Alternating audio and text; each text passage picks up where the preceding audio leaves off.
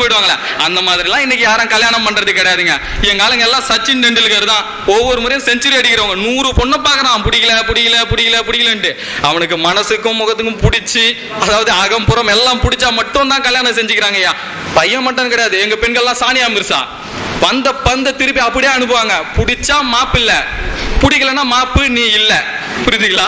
பிடிச்சா மாப்பிள்ள, பிடிக்கலன்னா மாப்பு நீ இல்ல அப்படின்னு சொல்லிட்டு துரத்தி விட்டுருவாங்க. ஐயா இன்னைக்கு நிச்சயிக்கப்பட்ட திருமணம் நிச்சயமா நல்லபடியா தாங்க ஐயா போயிட்டு இருக்கு. இதுக்கு நான் அடுத்த சுற்றுல என்னுடைய சர்வேவெல்லாம் சொல்றேன், நிச்சயிக்கப்பட்ட திருமணத்துல என்னென்னலாம் புனிதம் இருக்குன்னு சொல்லிட்டு. அதுக்கு முன்னாடி ஒரு சின்ன விஷயம் ஐயா, கல்யாணம்னா என்ன நினைச்சிட்டு இருக்கீங்க? கல்யாணம்னா காதல் பண்ணிக்கிட்டு உடன்போக்கு நிகழ்த்துதல், நம்ம அகநானூறு புறநானூறு எல்லாம் படிப்போம், அதெல்லாம் இல்லைங்க ஐயா. கல்யாணம் மேரேஜ்னா வெறும் பேச்சு கிடையாது. எல்லாரும் கேட்டிருப்பீங்க, சொல்றேன் உங்களுக்கு கேளுங்க.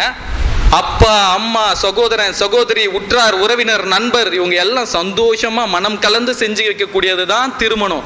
அததான் அழகா பாடினா, மேரேஜ் என்றால் வெறும் பேச்சு இல்ல, ரமேஷ் பாண்டிஸ்வரி அக்கா சாரோட வில்லேஜ் போய் அக்கா நல்லா கேட்டுங்க அக்கா, சாரோட வில்லேஜ் போய் கல்யாணம் பாருங்க ரமேஷ் பாண்டிஸ்வரி அக்கா.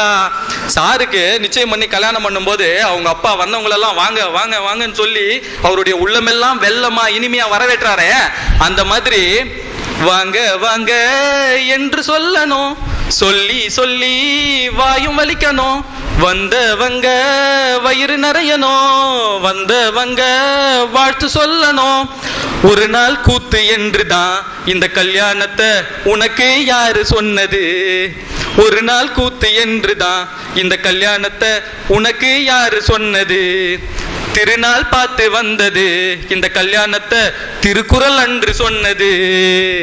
திருநாள் பார்த்து